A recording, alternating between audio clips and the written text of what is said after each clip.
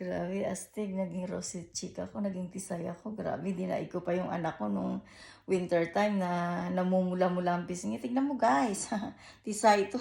Tisay na itim ang buhok. Oh, oh, oh, oh, oh. Filter, tagal. No, walang filter ang aking cellphone. Original yan. Kasi syempre, di ba, paminsan-minsan, pumuputi ka rin. Magpasalamat ka sa araw. Sabihin mo, thank you Lord, may araw ngayon. Pumuti ako, di ba, dahil sa, ayun, sunblock. Mag-sunblock na. Joke lang. Ayun guys, gusto ko na matutulog muna ako at ako'y antok na. Ayun, bahala na kayo, okay? Kung saan ako, bahala na. Ayun, bye! Have a nice day sa inyo. And good night to all of you there in Philippines. I know that it's sleeping time already. Bye-bye! Have a nice day sa inyong lahat. Bye!